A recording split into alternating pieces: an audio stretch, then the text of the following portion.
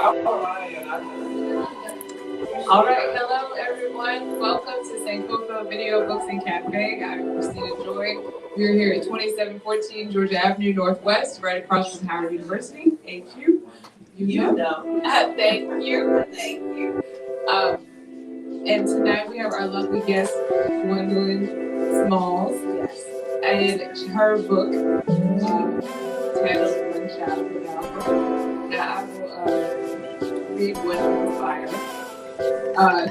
Gwendolyn Lambert Smalls was born January 15th. I won't share the year. Yeah, it's fine. But in Alexandria, Gwendolyn parents love sharing and learning how to work growing up through very fascinated with history and reading books. If you spend time with her family or reading, you can always find her toilet or normal like Chihuahua or her favorite treats. When found about break,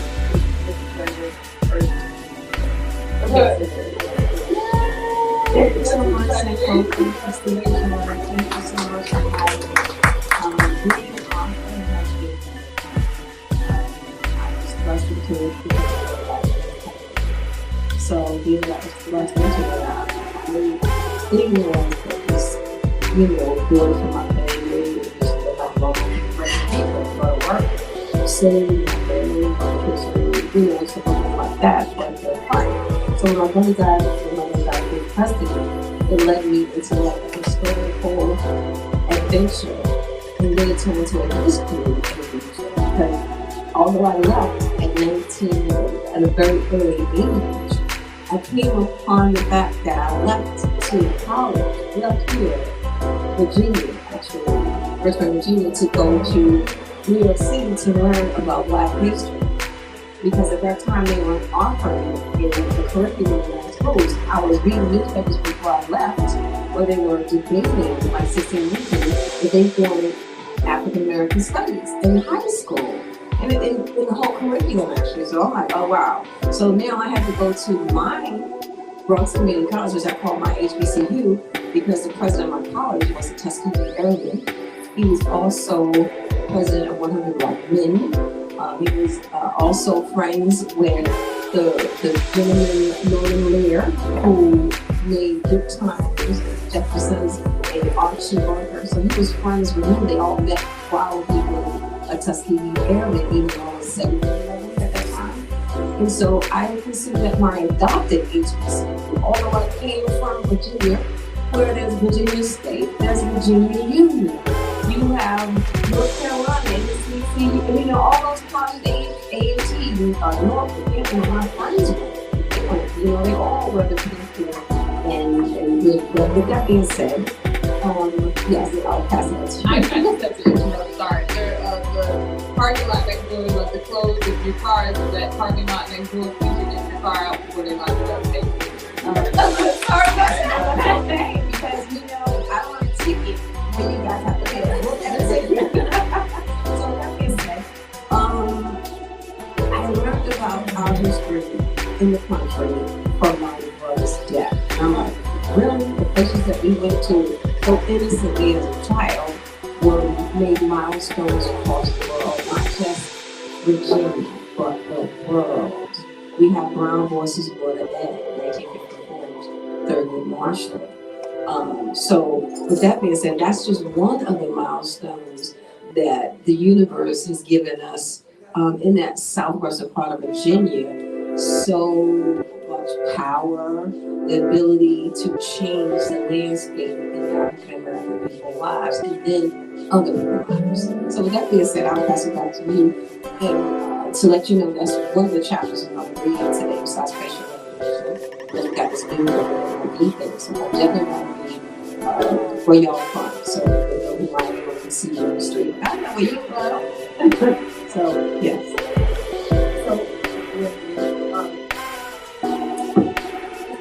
So basically this book is about your exploration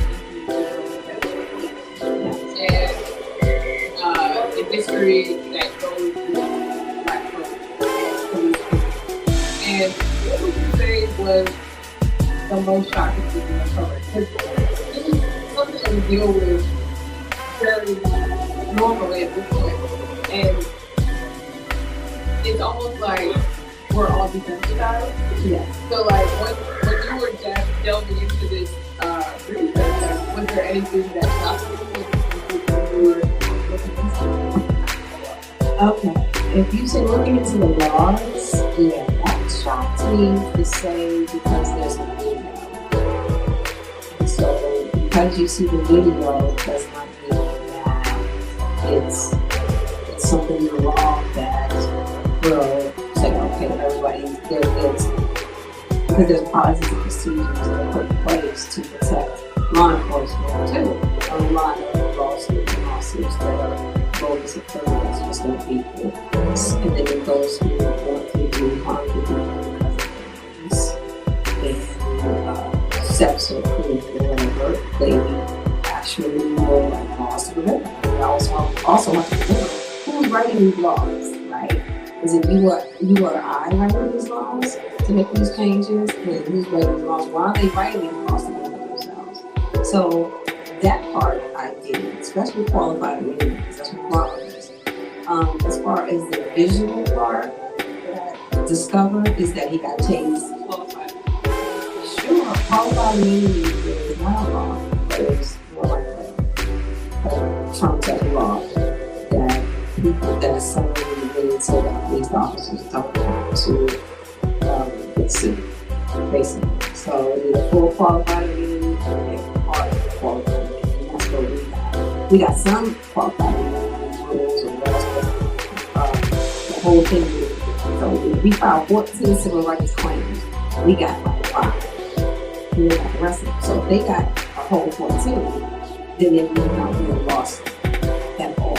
So what you saw happen to my brother will not get injustice. And then everybody gets out the couch and they're like, well, protesting. Because when all we saw, they tased him and they threw him in the back of the car with the glass with his handcuffs behind his back, and then they tried to put the fact that he had 0.00 ounces of cocaine, which is like 8 ounces glass of wine. You have to follow the desires and to speak. So that being said, so it's like that qualified immunity is not for everybody. So getting off the couch and protesting for George Floyd, Eric Garner, Mike Brown, Sandy Bland, some of Freddie Gray, some got justice, some did not get justice. And writing a check is not justice. It really isn't.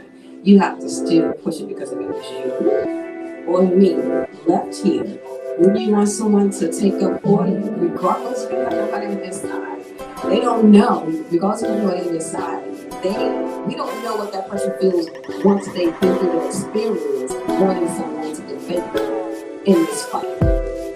So, yeah, qualified immunity is a tough thing if you don't get it. Because you'll see, like, wow, they're doing it. I think sometimes they don't get justice. And sometimes they don't get monetary, a check to build a foundation or something that keep the legacy or the legacy alive.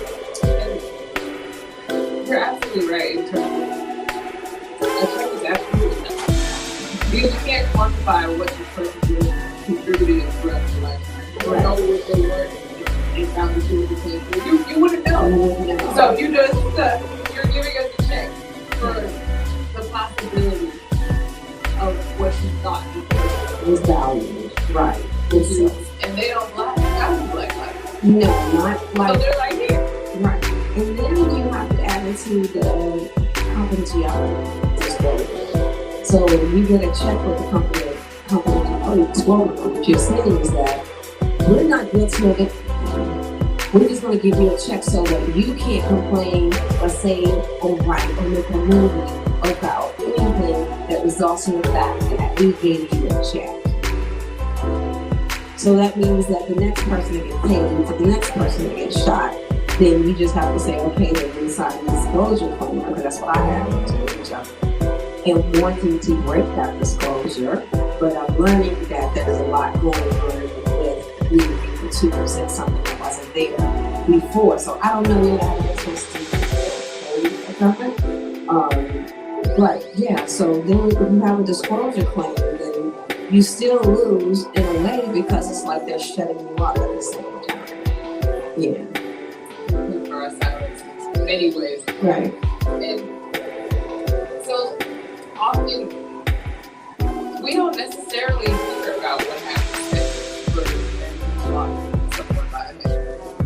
And so now that you are that thing, and now that you have taken up the fight, like, what have you found out from like other families? Like, how does that form of community?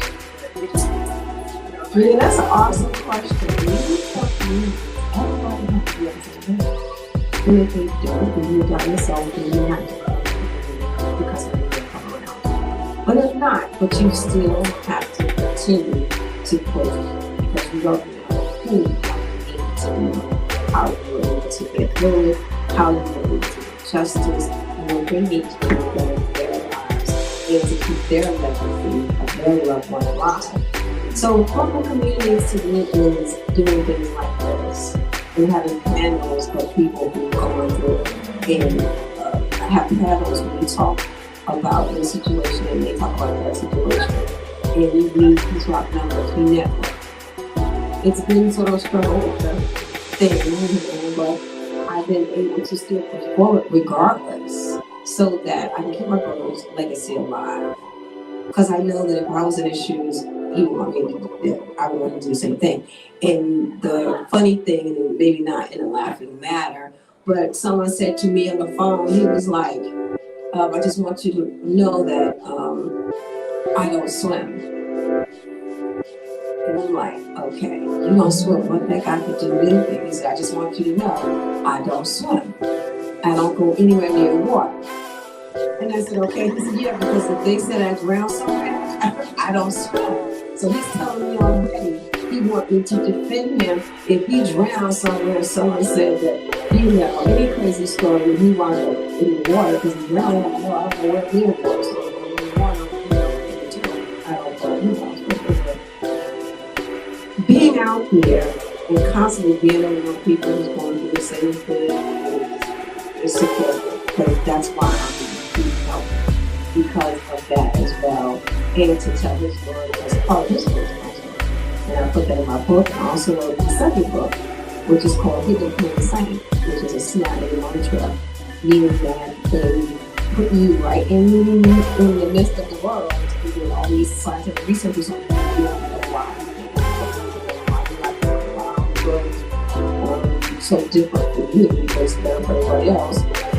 Or a certain class of people. And so I know that what happened to you, what happened to me happened to you because all of the stars aligned and made sense when I started investigating this case, when I signed the paper and I made the ministry of the state. So that's when I learned that. But that's what you said, something wrong with it. Is that you have to network to be with people who are just like you, moving forward like you. Because I believe at the end of the day, people are going to say thank you. That's why we have trailblazers in the world, because they never stop. And the detective never stopped. She had guns and dogs after her. She didn't stop, so why am I stopping? So that's how I feel about it. And when you were writing the book, did you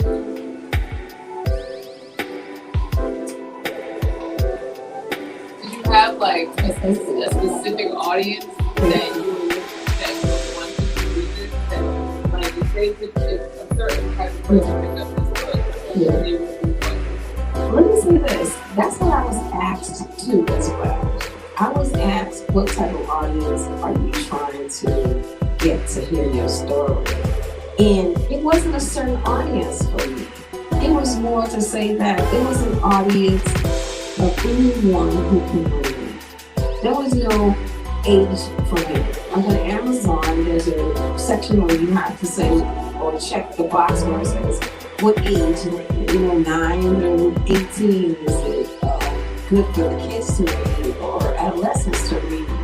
Meaning that is it words in that it shouldn't be in there? Is it rated R? So with that being said, so I was like, no, everyone. But at first it was for law students. At least that's what I was wanting. was paralegal and law students, because I took a paralegal in college, community college, right before Ray died. And I had taken up a paralegal course, and I was learning about the laws and everything like that. It was very little. It didn't get onto the good part, but it was getting to through the family laws first, and then it was getting to like the bigger laws that related to my brother right before he died. And I was like, wow. And so, with that being said, it was to say that I wanted the young kids, because I was in a group of kids that were paralegals who were smart. We had to choose a group when you're debating a law that your professor gives to you. So when the professor gave us a law, I'm like, hey, I want these guys, these kids to be on my team because they were smart. And we won.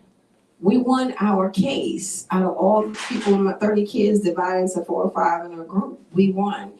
And then now, when I worked for the police department for 8 years in roll call, I wanted to be a lawyer, a cop to be a lawyer, to be a judge. I was like, okay, well, I'm going to be like Lieutenant Kazanoff. And Lieutenant Kazanoff was on Jeopardy. So he always read. He always had a book in his hands. I'm like, well, I want to be a judge. And the only way you be a judge, you have to be a lawyer first, I was told.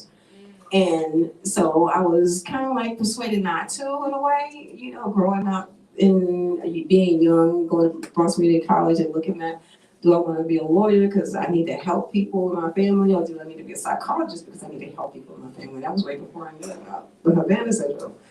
So I would say everyone, anyone who fights for justice, anyone who believes that whatever happens to an individual with power who should know better should read my book. It's for everyone who is a concerned human being, period. You have mentioned the Havana syndrome. What exactly is that? Well, and I'll make this real interesting, is that when I was a little girl growing up on Bacon District Road in Driggs Branch or Charlotte County, or Sass, Virginia, what we call it. And so I was hearing things that I thought were God, angels, because we were religious people. And all the different things were telling me things that are happening now. Like they're trying to hook people up to phones and TVs and monkeys doing things with their minds, and Neuralink and brain, all this research. The government is handing out checks to research people who can research the brain and want to know how the brain functions. So the buzzing kept continuing after, like 20 years ago, but it was constantly every single day. Headaches, body aches, cracking, but I just thought it was, one, me getting old from the pain throughout my body, but number two, I felt that if nobody knows this thing is on my head, is what I called it. It's a frequency, microwave frequency, or infrasound, spelled INFRASOUND. And I talk about that in my chapter when it deals with Elon Musk, the government, and big tech companies, Bill Gates, dealing with Neuralink and companies that want to do brain research on people. And so when I grew up in the country and all these weird over adult things, when I was going through my mind as a little child, I didn't get it. But then it started connecting the dots without the pain of the frequency rolling on me constantly. And it sounds like a radio frequency when you look for a channel, or it sounds like a subwoofer, and it constantly goes like that, woofing, and then it goes woofing in my ears constantly. So I didn't understand it either until I saw Lester Holt in BC talk about Havana syndrome in 2016 when President Obama went to Cuba. So when he went to Cuba, and the Undersecretary, Secretary of the Army, Patrick J. Murphy was one of the attorneys that also introduced us to his friends who handled Ray's case. That's when I was like Havana syndrome. So between Havana syndrome and Cuba, it was only for the military people. But I was like, that can't be Havana syndrome. It came from Cuba, because I've been dealing with this since I was like 5 or 6 on the farm. getting into my sister's body or people's body. It's like, how do you do that as a little girl? But I wrote about little parts of it in my book, but my next book, Hidden in Plain Sight, that's what it is. So when they talk about people doing robotic things and they're having people do things, no, they've been doing this for a while on Black people, especially in our communities that's disenfranchised. Our streets are horrible. Our medical communities are horrible. People are being isolated, and especially me, people are being segregated. I heard by the vibration was used in 2010 to get the Afghans to calm down and be civilized. That's what I read. But I got the infrasound information from a military physicist. He's a Marine, a retired Marine, and he told me to look up infrasound. And when I looked up infrasound, it talked about what it can do to a person, the person that's pushing the buttons. I mean, it went from being the most intelligent, bright thing you can do with it to make a person super powerful, super intelligent, to making a person super dumb or dead. And when I Googled it, I mean, they've been using this for a long time, a very long time. And I don't know if it's during the Cold War. I don't know. I have to do more research on it. I love to read, but being in certain situations, I can't always get to my books or research, but that's part of what it is. So they send these sounds out. Exactly. At like whenever. Right. Just to, It's a weapon because Right. it was I learned it's from submarine ships. That's where it originally came from. They was using it to dismantle our enemy, supposedly, weapons, and that's what they were supposed to use it for. But then they start using it on people, and people like me, but I know why they're using it on me. It's a much bigger picture, the reason why they're using it on me, the way they're using it on me. And I didn't know that either until I found out that my cousin Ron Lax from Baltimore, Maryland, whose grandmother had his HeLa cells stolen in 1951, we have the same name and the same birthday. And I put that in the book too, some of it, because it was shocking to me. Because I'm like, what? Well, how did that happen? And we're related. And then there was so many other connections. And this happened before I was born. And I found that out because years ago, when I was in like high school or middle school, I asked my dad, why did he change my name? Why did he give me a Black name? Because I want a Black name. All my friends who went to HBCUs got Black names. I'm like, I want a Black name. And he was like, well, we was in the hospital, and when I left the hospital when you was born, me and your mama had a name for you, but then when I came back from celebrating, your mama changed your name. So I was like, okay, so that's how I wound up with this name. So they can use it through association of people with people in names. Yeah, so it's in my second book, and I don't want to keep that because I know some people gotta go, and I want people to read the book so they can get an idea of the story. Correct. We can. Did you want to share anything else before you want to read? Yeah, I would like to share. I want people to show your support for authors who are trying to tell a true story. There's so many beautiful books out here, fiction and nonfiction. It's always good for people to take a vacation in somebody else's life when you buy their book. But it's also great when you can support people who are really trying to let people know we're not trying to cause problems or waves. You know what I mean? We're just telling a story that happened to ourselves. And if that bothers somebody else, then that means you caused the story to be bothered. That's how I look at it. Because I don't get in nobody's way. I worked for 3-2 precinct for 8 years. I was hoping to retire if I didn't make my dream come true and wear the robe with judge. So I still have tons of my friends who are police officers. I think I got like 70 police officers on my Facebook page. I haven't since I left. Unfortunately, I had to leave. I didn't want to leave. How many years ago did you leave? This was in 2000, and I resigned here in Washington, D.C. Yeah, where they got all those intelligent community stuff going on in the Pentagon and the other intelligence agency. They brought me back. The E Project is what I call it, simply because this all happened before I was born. So what was it like, being a cop, and then years later?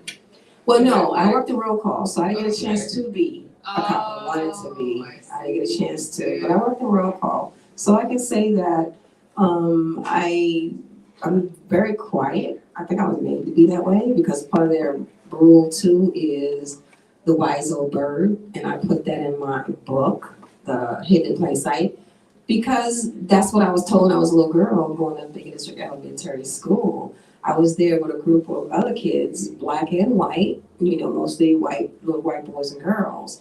And like I said, the infrasound message to me, that's what I call it, was you don't have a poem, but they had a poem. I didn't have one. So I'm like, okay, so I'm left out because I don't have a poem that I love, but they do because they were asked by the judges who were teachers. I can only assume they were teachers because, it was in like first grade, if not kindergarten, but I think first, second, anyway. And so there was a poem that was above, I think, on the wall, and it said, the wise old bird. The more the wise old bird heard, the less he spoke. The less he spoke, the more he heard. And that's what made him the wise old bird. Of all the poems I could remember, that one I remembered because it was my favorite now. And I got my blue ribbon, and I'm like, okay, anyway, so I'm like, man, so I have my favorite poem. A favorite childhood nursery poem. So to add to that, it was to say that whoever was doing this had to be some old creepy guy with credentials or classified credentials who were able to use infrasound because they planned, I believe, their 20-year revitalization was to take over ancestral land that's been there since 1865. That's what it says on our church canopy. April 4th, which is the same day Martin Luther King got shot, which is the same birthday, in 1968. That's when I was born, 3 months after he was shot.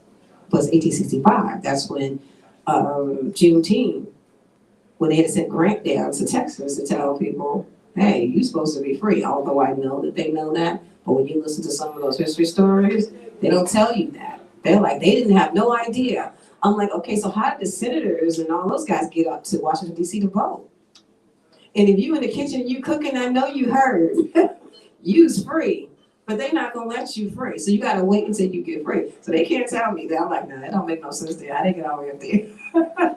So with that being said, they're down there now with oceans of solar panels in certain ancestral land, which I learned that should have been preserved. And from hearing from all the experts, and they get new records now, new information now, that says that once they remove those panels, that they are screwing up with the soil, that it won't be able to plant anymore. And the birds' wings are being burnt. The insects. So all that metal is going into the soil that could lead into the drinking water, from what I was told by someone else. They had to clean the dam because of it. So the few dollars that these people are getting, whether they keep it invested and do well with it, or whether they spend it all up overnight, the environment, but most importantly too, ancestral generational wealth is being taken over by someone else who've been watching our family, I believe, since 1951, if not before. They brought the attention down there. When they stole the cells, they wanted more of the pot of gold. I believe they was looking for the company youth. I'm 55 and a half. I didn't know. I know. And I'm like, I didn't know, I knew I was related to that part of the family, but I didn't know that they targeted us simply because they was looking to get rich quick. They did almost everything you could think and not think of that they did to our family and a lot of Black people's family in the country, to, especially when you got daughters, to see if they're gonna get lucky again. And if you don't know, that's why they looking at you and treating you nice, or listening to how you talk and asking about you, and going to the courthouses and looking to see who owned what, and then come up to you and ask a stupid question like they did my cousin Beanie on my Aunt Evelyn's land and ask him, well, who owns the land here? Well, I'm sure you went to the county first, and then you come in here to ask. That's the only means that you want to be on the property so you can look around some more. It's not that you need to know. Because it don't take you that much, too long to go down there and open up one of those gigantic books. It looks like those journal books to find out who lives there, name is on there, and how you can keep the heirs from getting it. Period. But it's so much. So that's hidden in plain sight, but it has to be put together so it can be just as a good, interesting read like this book. It's a lot to. Yes. Yeah. That is a lot. Yeah. Does anyone else have any questions? Yes. Yes. Oh, I'm done. Yeah. So I would like to read. But yes, we want to hear a chapter of your book. Well, since I read where y'all from, and a little bit of telling you a little bit, we're from Drake's Branch, Charlotte Courthouse, Brookneal, Keysville, Saxe, Virginia, Clover, Mecklenburg, Lunenburg, Burke County. We're all from there. From everybody, from Mark Twain, grandfather and father, who used to own property on Stanton River, plantations. And Halifax County was the second. We're just a county now, not a state like California, but we were second to California to sell the most tobacco.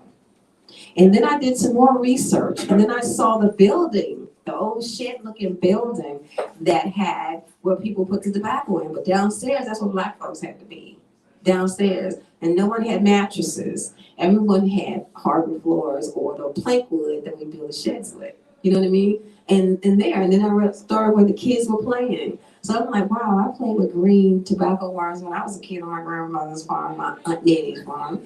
And so I could imagine when you got the horses, because they had the long thing you see in the Western movies, where they tie the horses onto, and so everyone's downstairs are black and everybody upstairs is white. So that means that segregation back then, during slavery or after slavery, was still full of effect. Almost like qualified immunity. Even though the law was there, people were still practicing slavery, period. Mm-hmm. I mean, we all know how that went with yes. Juneteenth. Juneteenth, yeah. With even, I mean, yeah, I mean, sometimes it is something because you feel that everyone's post Barack Obama, so everyone's supposed to, but I never believed that because I've experienced it after Trump. Someone gave me the middle finger after Trump. And I'm like, I've been following Trump since I was 20-something years old when I first went to New York. And it's just ironic or very suspicious or infrasound magnetic waves. My former boss is one of his lawyers. So he's like the first lawyer, Giuliani. And I write about him also in the book because Giuliani was working with Chief Adamon. And Chief Adamon is best friends with I look at him as a dad, my white father, Richie McLaughlin. So the chief will come in basically and have his, they say, spill, I guess, Italian as we said, or Irish, their spill on Giuliani, because Giuliani was like, it's his way or no way, sort of like, you know? And so I just thought that was mysterious too, to add to the fact that got the same name as Ron's mom and the same birthday. This is one of those weird things that whoever used this, they had a mission. And that I believe that mission is to make sure that they don't get what they're supposed to get, meaning that he doesn't look back, and the pharmaceutical companies do what they know is right by them. So yeah, it's a lot to take in. Yeah. I mean, it goes into that whole conversation about eugenics. Definitely. And then even in the book Under the Skin. I didn't do it. I gotta read that. Yeah, it's really, they have a chapter about the Rolfe sisters who were violated by, I believe, Planned Parenthood because one of them was disabled, and so they sterilized them without their knowledge. Yes. They found out later. Yes. You know, and it happens to countless black women. Yes, it has. Yes, like it all has. Over the U.S. and probably over the world. I'm yes. Like, I wouldn't be surprised, but why the United States? So they have to be clear.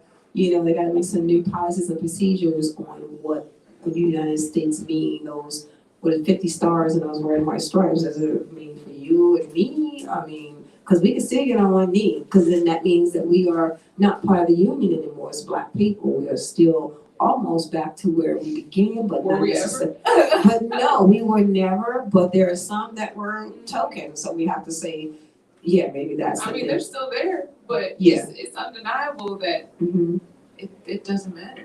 It doesn't, but it should matter because then you're asking people to enlist into the military and be a part of a nation to fight for freedom. So who needs that freedom fought for is the question to me. But yeah, it's a lot to take in. You have to look at it on all levels, from police brutality to genetics to skin color to Tuskegee to medications to hair products. The schools you go to, the neighborhoods you buy your homes in, the jobs you get, environmental racism, all of it. You have to, exactly. Lace, you having your water having minerals in it that causes to wipe out your whole county, your whole town, like the Freeman town, the Freeman town somewhere in Louisiana, Alabama, where this company from South Africa or Europe, England somewhere, and they built these big, huge factories, things that was pouring chemicals into the water in Freeman land, where the blacks first settled after slavery. So it was nothing like, so only one person was left. But he would take the documentary reporter with him, like, wow, to the gravesite of all the people that were original Freeman, and that's how they named the town. So he was in a raggedy shack trailer, could barely take care of medicine, and he had all these health problems from drinking the water, and they didn't know that. So environmentalism, racism is an issue still too. Happening. It's still happening. That same exact thing happened. Oh. Thank you. I appreciate you. 25 over there. Thank you so much at the desk. Oh, thank you, sir. Thank you. So I believe that our racism, the racism of us, is a lot. So like, I'm in a store where there is 99, not 100% all black books, by black authors. That is something that should be a field trip because I don't see that often. And I worked in Harlem on 135th Street for a long time. And so I was glad to know about Frederick Douglass and all the other pioneers. Malcolm X, his Smalls was right down the street from where we, the 3-2 precinct, where he used to dance and sing. Now I believe it's an IHOP. And I'm like, why didn't they preserve that, a historical site? Even if they just preserved it and they had the tables still the same with the 1950s or 60s chairs and counter, but at least have another part of where you serve people and they could come in and keep that legacy alive. Because it's like everything that we do, including the books, it's like they want to just get rid of them and including certain people, not to do what they're supposed to do. So we started on how I know. erase our books. Yes, definitely everything. They're gonna burn the books now. Yeah. So all these banned books in Florida. And let me say this, yes, but let me say this though. I don't know the African word for it, but there's a word for storytellers because we couldn't read and write back in the days. And I'm like, say that again. Griot. Griot. Yes, that's it. I'm pretty sure it's pronounced griot, correct? Is that for men? Griot for men and griot for women? No, it's pronounced griot, but it's spelled griot. Okay, it's hard for me to pronounce. On top, it's hard for me to pronounce it. But yes, so I learned that's part of the storytelling. So we have to go back to that. We made that word the word, griot, right? So we made it storytelling. So that means that we got to go back there then. That's it. But that's the only way we can also keep our legacy alive and not just have artifacts in a museum or something. Right. Yeah. And meaningless stands of grand gestures of of racial solidarity. That's the perfect way to say it. It really garbage. is. So, it's garbage. Yeah, it's like, okay, well. Because all these people were, all of us have been crying and screaming and yelling about all of the many ways in which white people have us messed up. Yeah. But now it's like, oh, let's throw a parade. Oh, let's let me just say can you give your brother back? Like, you see what I'm saying? Yes, and nor can they say that we don't have allies. Right. And we don't have friends to see that. Because I had a friend of mine who she's really, really good at what she does in Virginia, and she's with Moms Demand Action, and her name is Lori Haas, and she deals with Dr. Martin Luther King, every Martin Luther King at the Bough. Her daughter was a victim who was shot on April 16th at Virginia Tech. She survived. It doesn't change the fact that she was shot in the back of the head. And so with that being said, she was reading them, which time this was before my brother's case even became famous or in the newspaper. Or, you know, international, because we made CNN and because Patrick Murphy and MSNBC and all the local channels and newspapers that kept running it. And she was reading an article in the paper about Ray. And she was like, and I was sitting in my truck waiting to go get my taxes done. And she was like, you know, I'm just going to say this. She said, there's some people, and she mean her people, that write these articles in the newspaper that are, she said, not coding, but now I know it's coding to themselves about how racist this article is. And she can see that in the hope that get her jacked up because, you know, racism has a way of having people start calling people and threatening them and all this other crazy stuff. And so with that being said, and so looking at the article, I'm like, how did she see that? I've always heard that music codes. I always heard that books and things like that code, but I didn't think that everyone just sit there and code, but now they do. I do. I understand it now. I post a lot of it on Facebook, how it's connected to code. You know, it's kind of like, What do you mean? okay, coding. I'm just gonna say this. Like, I know someone with the last name Fairfax, and he also lives in Fairfax. You see what I'm saying? So it's, and also to add, it's coding, meaning that they trying to do slavery, like they say, we had gospel music to signal that the people were coming so you can be free if you want to run away from the plantation. So most of the gospel music that we hear in churches, some of those songs are slavery songs to let you know, be in the water at a certain time. They coming if you want to be free. So that's what coding is for us. I don't know what coding is for them, but to have her say that, and she said also that it's subliminally always negative toward Black men. And that's something that she said. She's not racist, she's not, you know, she's not that type of person, she's very sweet. But it's just the fact that the coding is still ongoing today because, like I said, my name is a coding to track someone else. I don't know what it has to do with me, but it's too many dots to be connected to say that it's not tracking the other person. So if I'm hidden in plain sight with this thing rolling around my mouth constantly, people can't see it, and I can't do sometimes so much, and it manipulates my thoughts or my place of being, then they were tracking someone else because I'm in a different way of living in life, and these people, a person, without always putting them out there, is living their life on a certain path too. We probably cross roads, but to manipulate my mind is to keep me from comprehending or keep me from getting or understanding it all without being drawn out about it. But that's the coding leads to all of that. So it never left. It's almost like a secret society, which I don't believe in. But I hear about secret society, and I'm like, well, that doesn't do me. But it goes back to the World's Fair. Secret society goes back to the World's Fair. W.D. Du Bois, Carver, all the people who wanted a special type of Negro, to fit in, and not everybody. Frederick Douglass, not everybody agreed to it. I had to read that story because of, I believe, FDR and all that, because of Mary Father Goodman. Her great niece and nephew grew up across the street from us. I write about that in my book too.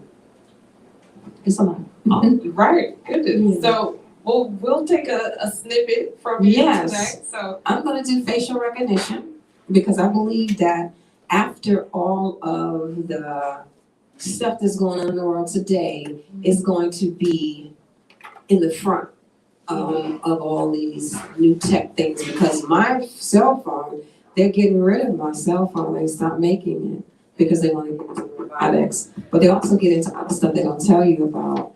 which really leads back to robotics and seeing if people could just, like someone say, touch the TV or something like that, and it comes on, and you can think your channel, and then you get a call channel, you think a person, and then they'll call you, and you call them. I read that, but that's, to me, that's creepy. But if you pay somebody to do that, then that's fine, because they pay people to do research. But when you just volunteer, snatch a kidnap somebody and do it, and then try to make them think that they did it, but wait a minute, I was born, you started this when I was born, so everything that you did, God, that's on you. Because the real God, or the presence of a spirit from the universe, didn't do all this. So with that being said, I'm gonna do facial recognition. Okay? All right. So my book is When Shall the Bough Break? That's my name. And it's about my brother Linwood Lambert Jr. on the back. And it's like my t-shirt, and I have a lot of people names on it, unfortunately, that have died in police custody. I talk about Sandra Bland in my book. You have Keith Childress. Donald, Dante, Ivy, Freddie Gray, Corey Jones.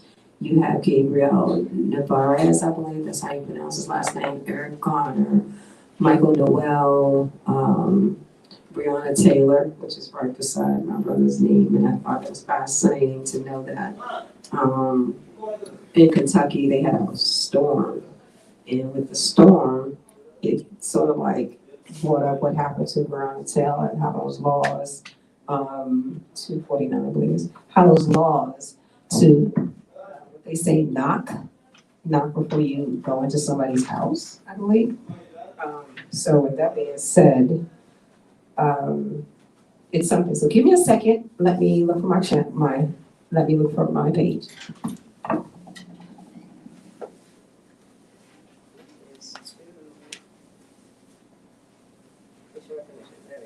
There we go. 239. It's 239. I had 249. Okay, facial recognition. Case number 201854410. It's February 1st, the beginning of Black History Month, the midwinter 28-day month when we recognize our African American history, heritage, and icons that have paved the way for so many since the days of slavery. Fighting causes that allow us to be free. Yes, free. Thank you, President Abraham Lincoln, for abolishing slavery to save the Union, giving us Black folks the right to vote, to run for office, and own our own businesses. Even though most people don't patronize the majority of Black businesses as they do other businesses, we are still able to build and create. We have much to be thankful for to our unsung heroes and heroines who fought for our future even before the Civil War. The Civil Rights Movement, the sacrifices people made to change the racial and moral compass in American society. Although voting disenfranchisement is still occurring, things have changed a great deal since those times. As a young Harvard student coming home to Texas to visit and to exercise the right to vote, Mama Joyce told me what it was like in her younger years. She said, the two Texas sheriffs at the polling station told me in order for me to vote, I would have to guess the number of buttons that were in the jar. And I had to read the newspaper they gave me, which was in German. Otherwise, I could not vote. She said she left and came back the next day. Fortunately for her, those two Texas sheriffs were not there that day, and she was able to vote. She told me my exit is one stop from where Sandra Bland was pulled over. There were things that happened in Ray's life and mine that could not be explained, but they were all true. Something that I strongly disagree with is the suggestion that Ray's mental challenges were all of his own doing, especially during the time of infrasound mind control, V2K, MK Ultra, Havana Syndrome, and skull-to-voice artificial intelligence. Black people, especially Black people, where I'm from, have been researched and experimented on for years. Recently, I have been reading articles and following the reports on how some of the artificial intelligence agencies have artificial intelligence agencies have made innovative advances, hooking up pigs and monkeys to computers and using mental telepathy to make people feel weird, think weird, and act weird. Monkeys are already thinking with their minds to feed themselves while using computerized hands and playing ping pong using their thoughts and not their minds and not their hands. I saw the monkeys control the game completely with their minds. This is all because people controlling these devices from afar actually causes mental health crises on innocent people to go crazy without their consent or knowledge that is happening to them. I just learned that on February 14th of 2022, 15 out of the 23 lab research monkeys in Elon Musk's Neuralinks have died from possible inhumane abuses. The microwave frequencies are put on their foreheads, like mine, to make them act crazy and to have those and other mental challenges. I had spoken to Patrick J. Murphy around 2 p.m. that day to discuss where I should start with when shall the bow break. After hanging out with Patrick, I left my chihuahua out the back door to relieve herself. The backyard is fenced in for her to run around and chase butterflies, birds, insects, stray cats, and sometimes squirrels and rabbits. All of this adds a great deal of happiness for a little black chihuahua named Tai. After I let her back in, I took a shower, cooked, and thought of different ways I could start getting this book together. After eating, I grabbed my cell phone from the table, jumped into bed, and focused. When I logged onto Facebook, as I was strolling down the pages, I noticed 3 photos. One had a black face, the other had a KKK robe with a beer in his hand or something, and the third photo was a man sitting in front of an old model car, which looked like a Dodge Charger. I kept strolling until I saw the photo twice. I became curious about who was the asshole dressed in the KKK robe or the blackface. Maybe it was somebody very important. Otherwise, I wouldn't keep scrolling onto my Facebook page. I just kept swiping away, scrolling until I saw my cousin Peachy Blaze. Her name fits her personality. She's from Camden, New Jersey. Her post read, "Now what is this?" It was then that I decided to hear her post and read her post and find out who she was referring to. The article was from a national newspaper such as the New York Times or The Hill. I said to myself, I need to get off Facebook and Google who this might be. Talk about facial recognition of a different kind. When I saw the name Governor Ralph Northam, I was completely shocked. I had to read the article thinking, this can't be good. After reading the article, I quickly turned on the television to get to the latest updates on the certain situation of the mysterious photos of Governor Ralph Northam. It was Black History Month. I knew the world was going to react to this. It was reported that his photos at VMI, Virginia Military Institute, were from his graduation. These were photos that had recently surfaced. I wondered why winning elections and these photos just came out from over 35 years ago. It piqued my curiosity on who the messenger was that released the photos.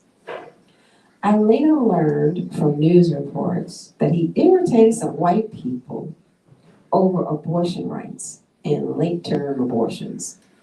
Channel surfing, I listened to all the elected officials across the country on both party lines demanding him to step down. The hypocritical Republicans to the not the party of Lincoln Democrats. However, Governor Northam was steadfast. After coming out and saying he wasn't sure which one was him, to deny that he was ever in any of the blackface photos. By denying them, he ignited a new firestorm. The black organizations and black elected officials, such as Virginia's first black governor, Douglas Wilder, asked Governor Northam to step down. I haven't seen or heard from him in a while. He thought it was a total disgrace to see a sitting governor almost moonwalk across the podium when asked to do so by a news reporter. It was a shock to the entire United States and even the world, but most importantly, he embarrassed the state of Virginia. Late night television made jokes about him for days. Northam wasn't without a real friend. However, Mr. Owen, who is part of Owen a Minor, was one of the first people to come out and show support for him. Mr. Owens used to sell pharmaceutical equipment to hospitals.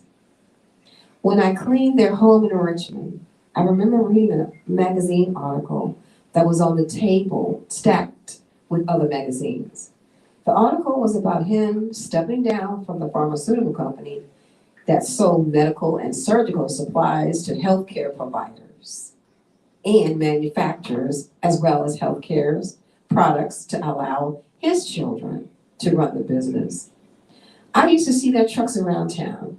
I worked part-time with an agency where Owens and Minor delivered in Ashland. They used to drop off the best warm chocolate chip cookies. As I was cleaning, I started conversating with Miss Owens. I happened to notice a picture on the wall that had a great deal to do with the Christmas Mother organization. I always heard about the Christmas Mother organization. They provided toys to children who parents could not afford to buy them any. As I asked Miss Owens who the three ladies in the photo were, they seemed so happy, she said. Those are my friends, and they all are at one time served as a Christmas mother.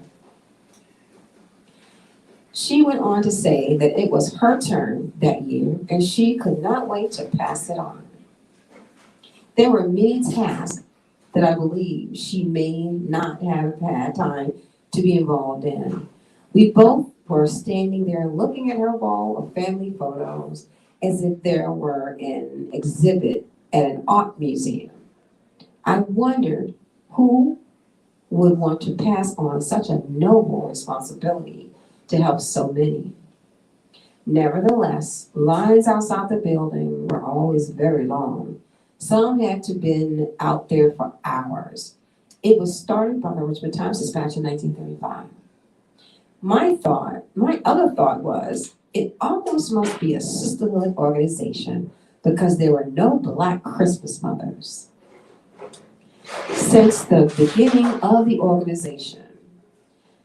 However, I just learned that they nominated their first black Christmas mother, a lawyer who worked with Governor Ralph Northam. Now, it's an all-exclusive motherhood club. I just smiled and listened to her talk more about all the remaining photos of her friends and family on the wall. Northam wasn't the only one asked to step down. Others, including Justin Fairfax for a sex scandal and Attorney General Mark Herring for dressing up like a rapper Curtis Blow in blackface. It's noteworthy that we had a civil war because people owned folks as slaves. On May 1st, Governor Northam directed a tweet to former Donald Trump. Northam was in a tight race with Tom Perriello for the Democratic nomination to be the next governor of Virginia. I volunteered with Tom Perriello's campaign team, They get phone calls to register people to vote at the campaign office at 504 West Broad Street in Richmond, Virginia. So, as a favor to Patrick Murphy, the former Undersecretary of the Army, do me a favor to help out my friend Tom Perriello. He's running for governor in Virginia.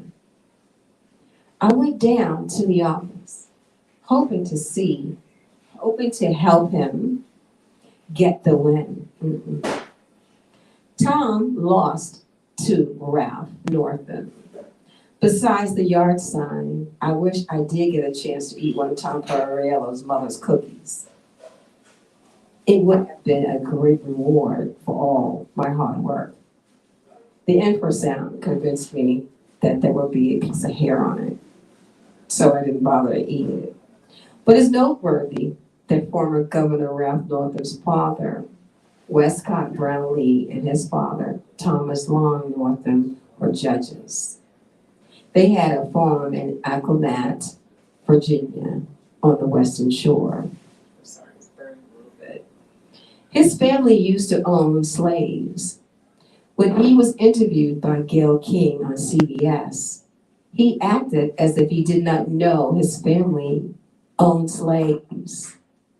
He told her he had to go home and ask his parents. I was surprised to know that, especially after finding out that his father was a judge and his mother was a school teacher. No one bothered to mention that to him. Lessons learned. Keep trying and never give up, even when you're in the midst of challenges.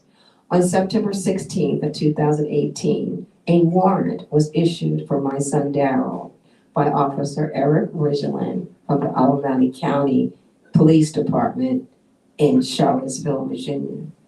Darrell had never been to Albemarle County or Charlottesville. However, a warrant was issued for his arrest for passing counterfeit $100 bills in Albemarle County at a Walmart and a BP gas station. During this time, Darrell was living in Florida. He had to return to Virginia in order to turn himself in to the Richmond City Jail to make bond for a previous DUI. Unrelated to the warrant. At least that's what we were led to believe.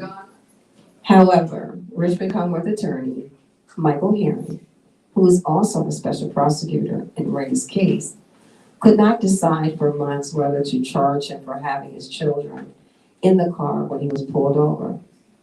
We were told by his appointed attorney that if or when the decision was made, Darrell would have to turn himself in and make bond again. She seemed genuinely sympathetic for the mix-up and confusion. The incident was during Easter break when Darrell was driving through traffic behind a Virginia State Trooper who became interested and who was following him. At some point, the trooper began to slow down. He switched to the far right lane to get behind the rental car Darrell was driving when he was pulled over.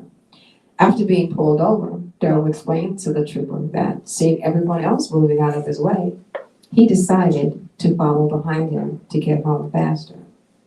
The trooper said he smelled alcohol on Darrell's breath.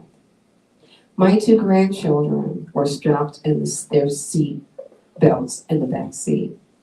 The trooper, who was an African American, called me to pick up the children on 95, across from Philip Morris Cigarette Company.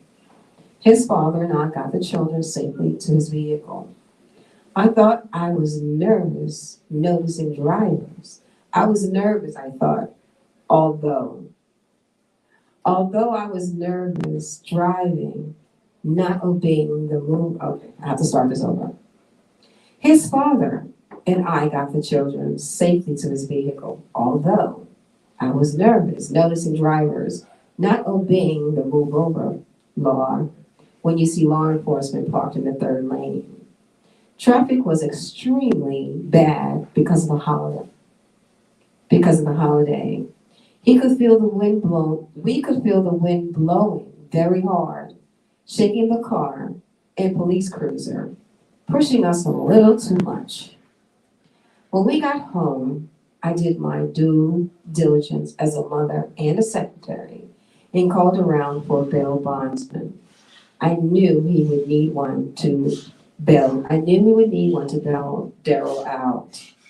Luckily for me, the bail bondsman woman that I found was warm, genuine, and very forthcoming with information. The next morning, we met her at the Richmond City Jail and paid her while we waited for Daryl to be released. We were very grateful for her, especially because the children were expecting to have a great painting and putting stickers on their Easter eggs. Time had passed with no response from the Richmond Commonwealth Attorney's Office. After much consideration, we decided to take the advice of his appointed attorney because the Commonwealth Attorney did not decide to include the children in the charge.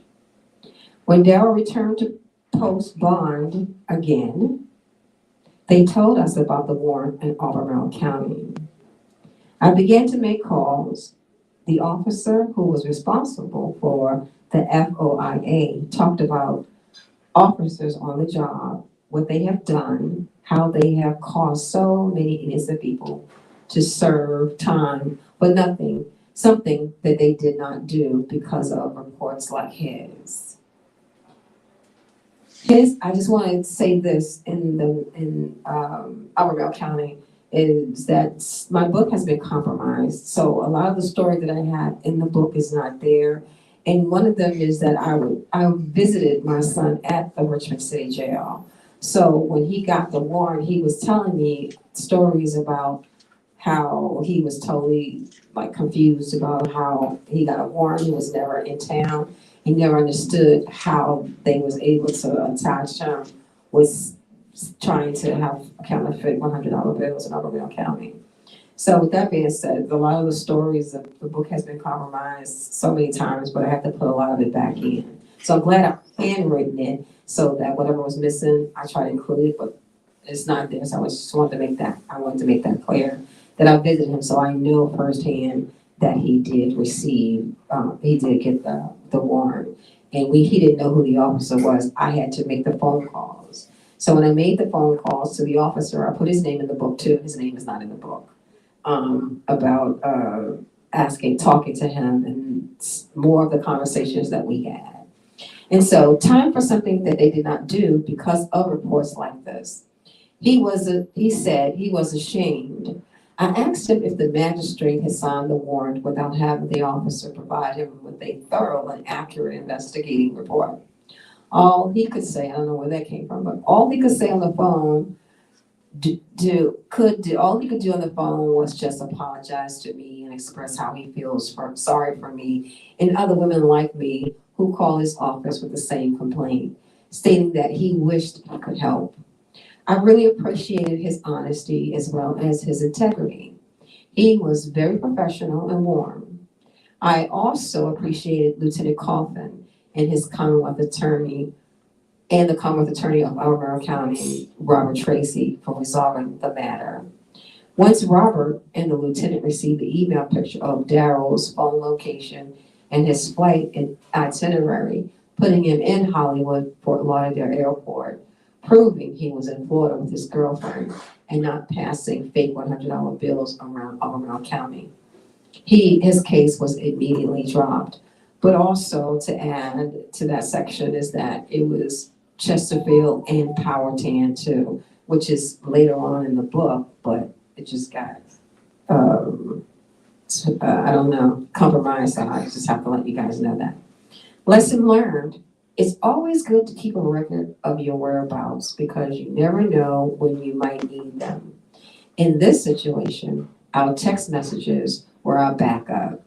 Tracking sucks, but everything that comes to your phone has a date and a time, which may save your life. What surprised me was neither the Commonwealth Attorney nor Lieutenant Coffin knew Officer Risland's prior civil rights case. I was told they had no knowledge of any federal case against him. Officer Risland apparently did not mention his previous civil rights case in Prince George's County, Maryland. And I want to add to that, too, that once I got his name from Daryl at the Richmond City Jail, I went home and I Googled his name.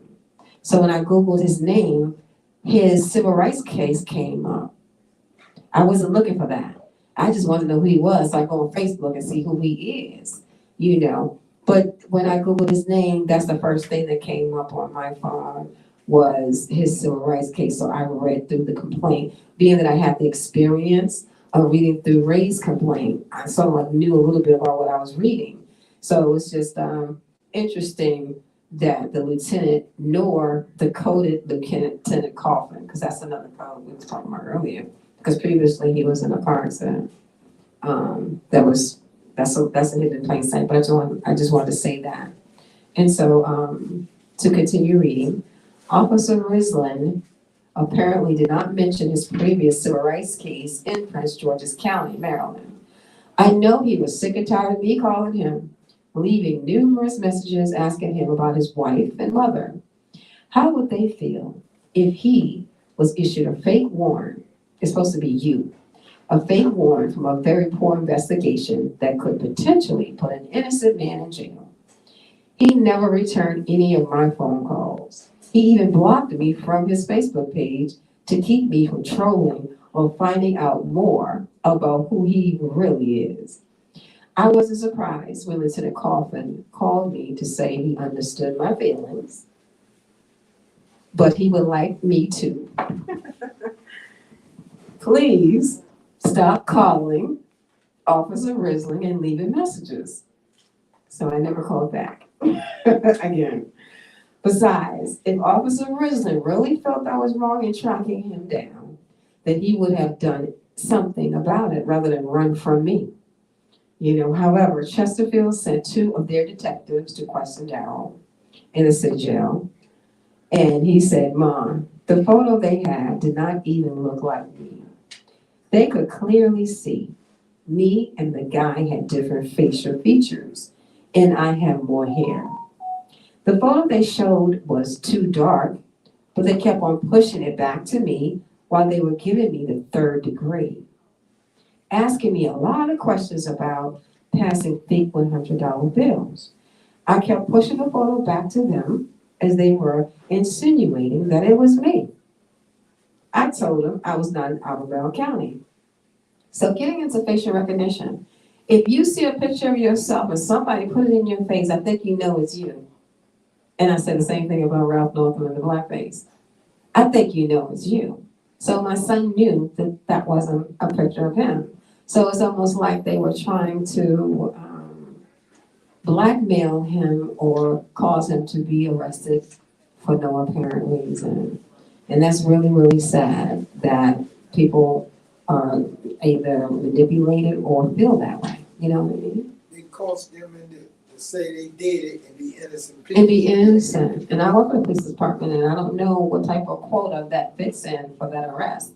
But that to me is a lawsuit, because you are trying to frame someone for a crime they didn't do. It could be something that your friend did, or your friend, family member, and then you want to blame on somebody else to close the case. And sometimes they interrogate them and beat them and make them say, yeah, I did. Right, exactly. Exactly. So one of the detectives, whose name I don't remember, did all the talking while the other one mostly remained quiet. The detective wrote down information about where Daryl's old job was in Ashland, and then they left. And Ashland is a very important section also, because I guess my phone records, we also had a long, lengthy, quiet moment in conversation with the Undersecretary of the Army. And this was before my son's accident. And I know I remember telling him that I would die for him, because in the military, you never leave the soldier behind, your friend behind, because everything he did for Ray, I could not have done it without his help. But I want to rescind on that, just to say that. He took a trip up to Ashland, the detective, to speak to Daryl's former supervisor about his whereabouts on the dates in question. He understood it was part of their investigation to find out if Daryl was working. He had told them previously, we could only sign in and out by putting our index finger into a machine which records your fingerprint. There is no way around it. So that is his proof along with everything else he tried to tell him. The picture, his itinerary putting in Hollywood, Florida, to his fingerprint on the machine, the same machine that we have at work now, which is new for them. And so on arriving, the detective was there for 5 minutes before he closed his case. And Powhatan County followed. That's all Officer Rislin had to do. Rislin had used facial recognition on Darrell. And infrasound does the same thing, which is illegal to me. It may be legal in Prince George, Maryland as a state trooper. However, it's illegal in the state of Virginia. And I want to clear that part up too, because I read somewhere that it potentially is legal, but I don't know in what regard, how far, who, and what agencies can use it, and what they've been doing with it. Because I've been focusing on my other book. I haven't did influence the facial recognition, but it needs to be put into the next book, especially now. Okay, eventually Darrell was cleared by all 3 counties, Albemarle, Chesterfield, and Powhatan. Some databases that collect people's identities and other information do share them with different agencies in law enforcement or government institutions. I believe businesses too. They all use them differently, but if important things like skin and eye colors are not correct in the design of these systems, especially regarding Black people, our lives and safety will always be in jeopardy. Certain cops, and they know who they are, need to have a civilian review board made up of civilians, politicians, and law enforcement. I also believe volunteers too. To check them strongly on a regular basis, make sure that they are upholding the law and are in good standing with the communities. As a priority, where are they now database to keep up with cops that slip through the loopholes unchecked, partially due to the lack of a system to prevent them from being rehired somewhere else. Fortunately, Officer Richland left Albemarle County Police Department. His whereabouts are unknown. Facial recognition is a very powerful tool that can be used for law enforcement and for the security of our nation and even this planet. There are so many systems that they are using today. Some manage to avoid making many mistakes, others not so much. Google received a lot of backlash for firing 2 of their top ethics researchers, Timothy Gabriel and Margaret Mitchell. Timothy Gabriel, who I read before, that I knew that she was fired, was like LeBron James at Google, in my opinion, after reading her article. She was the first to help educate the company around the lack of color in their facial recognition systems. The attention was placed on the different skin colors of Black and brown people to prevent something like that, what happened to Darrell, from happening again. Like what happened to Darrell happening again. Because when facial recognition is used improperly with incompetence and a lack of concern for consequences, it is very dangerous. Some law enforcement agencies have stopped using the software. I don't know what agencies. I will have to do the research, but that would be in book number 2. Amazon was told to stop selling their flawed system because its software cannot be easily analyzed and can be used as a weapon. Mark Zuckerberg just deleted 1 billion people's facial recognition templates several months after they settled a class action lawsuit in Illinois for $650 million, which is probably like $9 per person right now. I'm trying to track it up.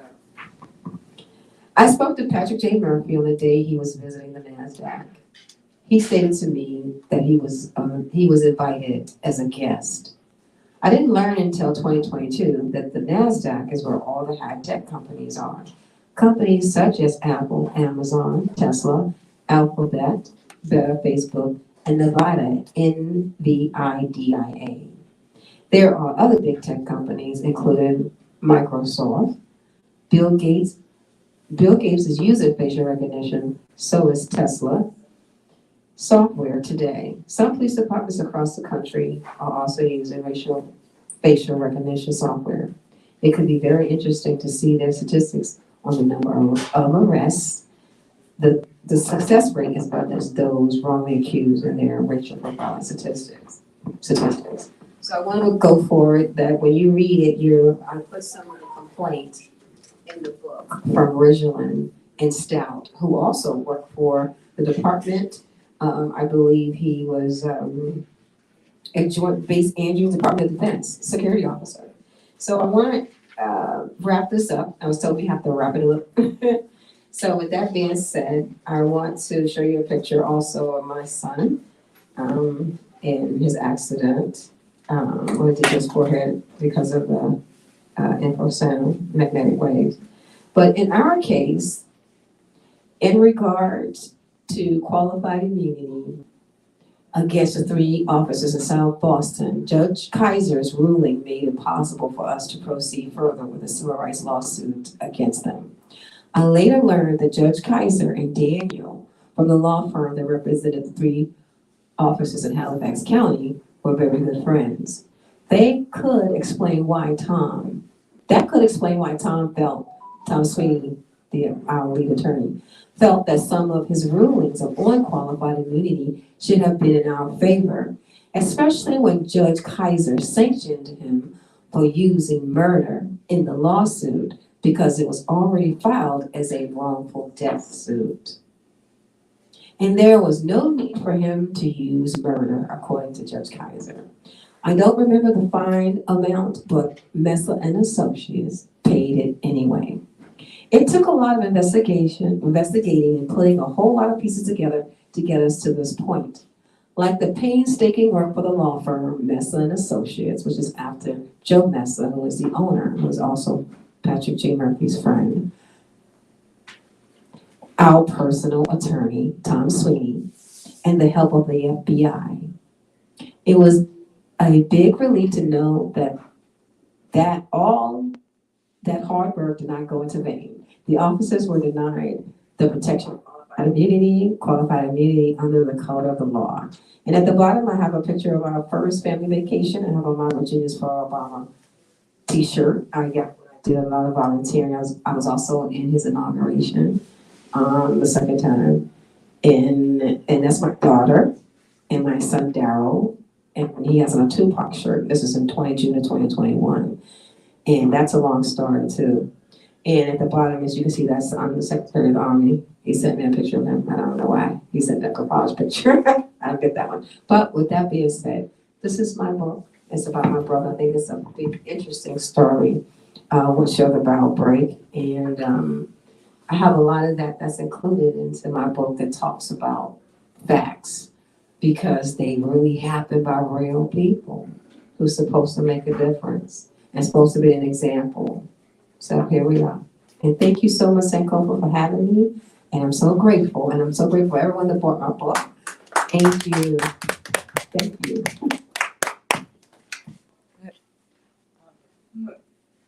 Thank y'all. Have a good night. Thank you for coming out. Please buy the book at the shelf, at the counter behind at the register. You can also buy it online for those online as well. So thank y'all tonight for coming out and supporting Gwendolyn in her first book. Yes. And clearly she got many books in her. Yes. So let's keep pushing. Yes, right. Indeed. Yes, indeed. Are you leaving any signed copies in the bookstore? Yes. Yes. Okay. We have some signed copies here as well. Thank you. Thank you. She autographed mine when I bought it right there. Oh, I'm sorry.